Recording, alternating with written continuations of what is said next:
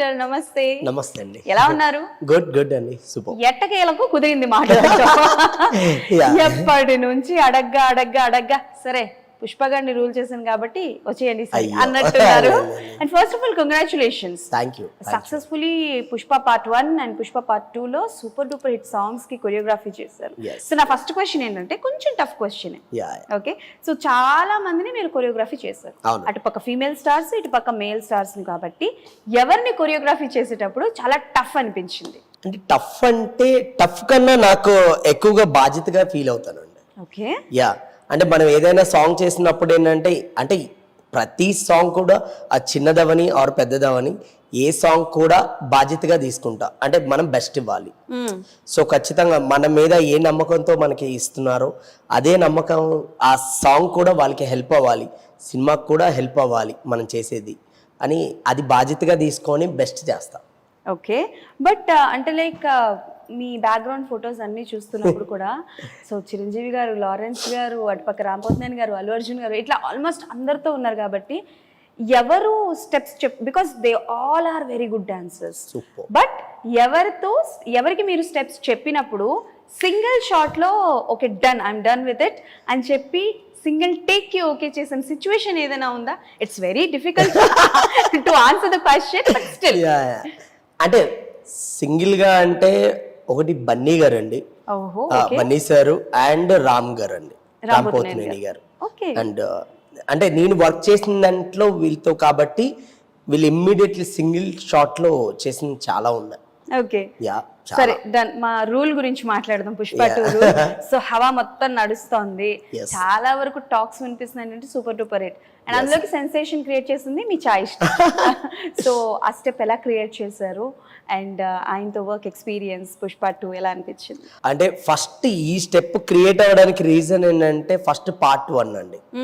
Part 1 లో మనకి normal గా బన్నీ గారు ఒక దగ్గర కూర్చొని bun ముంచుకొని tea తాగుతుంటారు.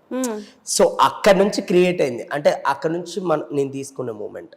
Okay, yeah, so మనం ఎందుకు ఈ టీ గ్లాస్ తోనే తీసుకొని మూమెంట్ చేయకూడదు అనిపించింది. అంటే ఐ థింక్ పార్ట్ 1 లో ఈ కాలు నాదే ఆ సీన్ నుంచి స్టెప్ వచ్చింది. అవునండి. ఓకే సార్, స్టెప్స్ వరకు ఓకే. ఇన్ బిట్వీన్ ఆయనకు ఫోన్ కాల్ వస్తుంది, నువ్వు ఆగరా అని చెప్పి. అసలు అది ఆన్ ద స్పాట్ వచ్చిన ఐడియానా లేకపోతే? లేదండి, ఆల్రెడీ ఇక్కడ అనుకున్నాం మేము. నార్మల్గా ఏంటంటే నేను మన ఫైట్ సీక్వెన్స్ జరిగినప్పుడు నార్మల్ పార్ట్ 1 లో చూసుకుంటే ఆయన్ని కార్లో తీసుకెళ్తుంటారు విలన్స్. తీసుకెళ్ళినప్పుడు ఆయన ఎవరు కేశవకి ఒక మెసేజ్ చేస్తాడు, ఒక చిన్న బాక్స్లో ఉంటుంది. సో ఆఫ్టర్ పుష్ప 2కి మళ్ళీ ఆయన పుష్పరాజ్ అయ్యి ఉంటారు. సో పుష్పరాజ్కి ఫోన్ ఒకటి ఉంటే ఉంటది కదా, అంత రాజు అయిన తర్వాత ఖచ్చితంగా ఫోన్ ఉంటది కదా. సో అలానే మూమెంట్ చేస్తూ మధ్యలో ఎవరో కాల్ చేశాడు, నా లోడ్ ఆగిందన్నా లేకపోతే ఇంకో. సో అలా క్రియేట్ చేసి సరే సడన్ గా మూమెంట్ లో చేసినప్పుడు మూమెంట్కి ఫోన్ చేస్తే ఎవరైనా లైన్లో ఉండరా అనుకొని మళ్ళీ మూమెంట్ చేస్తే ఎలా ఉంటుందని అనుకొని చేస్తుంది. అసలు అల్టిమేట్ మీ ఐడియాస్ కావచ్చు. And I want to mention this one అండి, మీ కొరియోగ్రఫీ సాంగ్స్ లో ఇద్దరు పెద్దవాళ్ళు ఉంటారు. They are the attraction of the song అండి. సెలబ్రిటీస్ అందరూ ఒక పక్కన అట్రాక్ట్ అయితే వాళ్ళిద్దరు బాగా అట్రాక్ట్ అవుతారు. అలా క్రియేట్ చేయడం కూడా కొరియోగ్రాఫర్ టాలెంట్ అని అనుకోవాలి. సో వాళ్ళ గురించి if you want to say some words about them. Yeah, వాళ్ళు అంటే మా సీనియర్స్ అండి వాళ్ళందరూ. నాకు తెలిసి నేను పుట్టపోయిన నుంచి చేస్తున్నారు వాళ్ళు. ఓకే, సో నాకేమనిపించింది అంటే రెగ్యులర్ ఇప్పుడు మనం ఎప్పుడు మన నార్మల్గా యంగ్ డాన్సర్స్ అవని ఇంకో డాన్సర్స్ అవని మనం ఒక దీంతో వెళ్తాం, ఒక ఫ్లోలో వెళ్తాం. బట్ వీళ్ళు ఏంటంటే ఇంక్లూడ్ చేస్తే ఒక మజా క్రియేట్ అవుతుంది. సో ఇప్పుడు లింగిడి కూడా ఏంటంటే సడన్ గా ఏంటంటే వాళ్ళు వచ్చిన తర్వాత ఒక తెలియని ఎనర్జీ క్రియేట్ అయ్యింది. అసలు వాళ్ళ గురించి మాట్లాడుతుంటే వాళ్ళు కనిపిస్తూ ఉంటారు. అంత పెద్దవాళ్ళని డీల్ చేయడం కూడా కొంచెం కష్టం, చాలా కష్టం అండి. అండ్ ఆ ఏజ్ లో వాళ్ళ అంత మూమెంట్ చేయడం కూడా అంత ఈజీ కాదండి.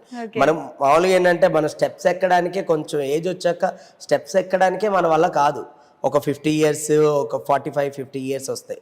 అలాంటిది వాళ్ళు ఏంటంటే కూర్చొని నిల్చొని మూమెంట్ చేసేస్తారు.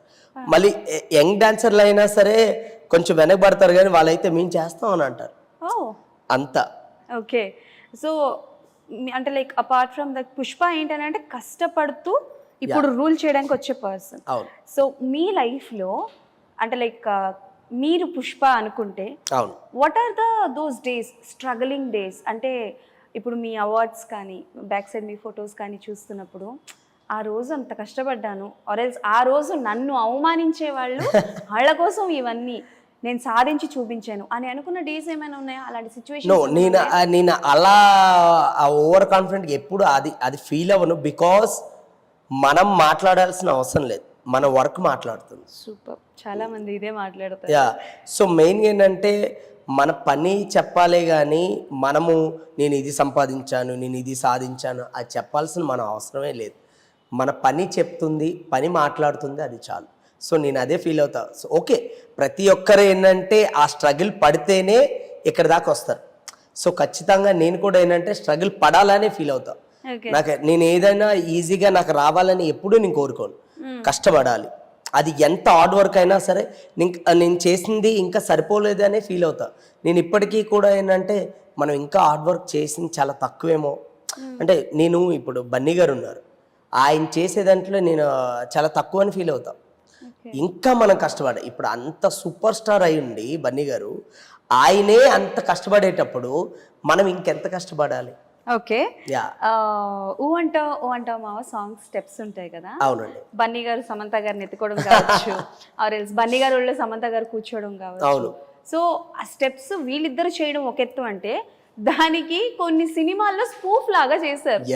సో చూసారా మీరు? చూసినప్పుడు మీరు ఏమైనా అనుకున్నారా, లేకపోతే మీ దగ్గర నుంచి రైట్స్ ఏమైనా తీసుకున్నారా? అలాంటి ఏం లేదండి. లేదు, యాక్చువల్లీ నేను చూసానండి. చూసినప్పుడు ఈవెన్ మొన్న ఐఫాలో అనుకుంటా మన షారుఖ్ ఖాన్ గారు అండ్ విక్కీ కౌశల్ గారు వీళ్ళు కూడా చేశారు. అవును. అండ్ మన అక్షయ్ కుమార్ గారు వీళ్ళు కూడా చేశారు. సమంత గారు, అక్షయ్ కుమార్ గారు కూడా ఆ మూమెంట్ చేశారు. అంటే ఇలా మనం కొరియోగ్రాఫ్ చేసింది అక్కడ వరకు రీచ్ అయినందుకు ఐఎమ్ వెరీ హ్యాపీ. అంటే అప్పుడప్పుడు ఏదో మీరు చెప్పినట్టు సినిమాలో కూడా వస్తున్నప్పుడు పర్లేదు మనం చేసింది రీచ్ అవుతుంది. సో నెక్స్ట్ టైం ఇంకొక సాంగ్ వచ్చినప్పుడు ఇంకా బెస్ట్ ఇవ్వాలి, ఇంకా రీచ్ అవ్వాలని కోరుకుంటా. ఓకే, సో ఆ సీన్స్ లో కావచ్చు బేసికల్గా దట్స్ సమ్ స్పెషల్ సాంగ్.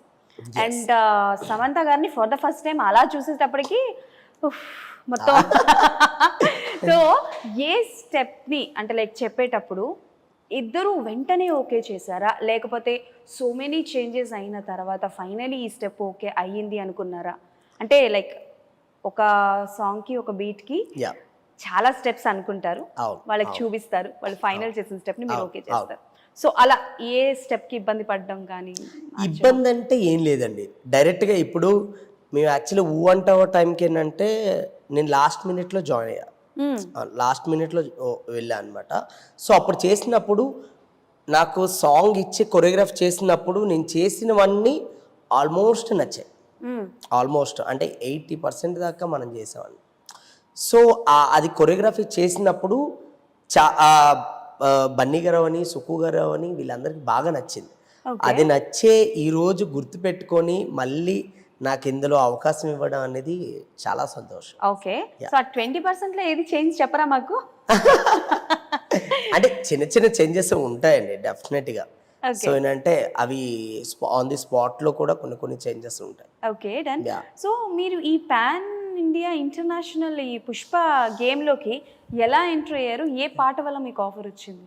అంటే పాట వల్ల కాదండి, యాక్చువల్లీ నేను పుష్ప 1కి యాక్చువల్లీ నాది కొన్ని డెమోస్ ఉన్నాయండి. నా డెమోస్ బన్నీ గారి దగ్గర, సుక్కు గారి దగ్గరికి వెళ్ళాయి. ఆ డెమోస్ చూసి నన్ను పిలిపించడం జరిగింది. యా, సో అలా నేను వెళ్ళడం జరిగింది. సో దాని తర్వాత నా డెమోస్ చూసి అప్పుడు నాకు ఈ ఊ అంటావా సాంగ్ ఇవ్వడం, నేను కొరియోగ్రాఫ్ చేసి చూపించడం, అది వాళ్ళకి నచ్చడం.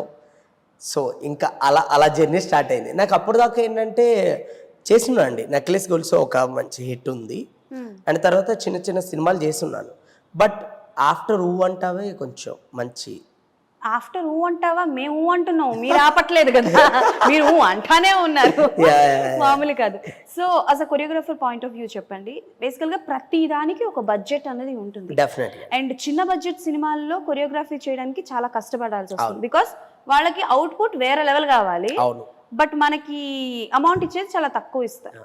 అంటే to be very frank, I'm not asking about your remuneration, just నేను I'm asking about the background అని అక్కడ ఉన్న properties and everything. Yeah done. So 2 questions are there.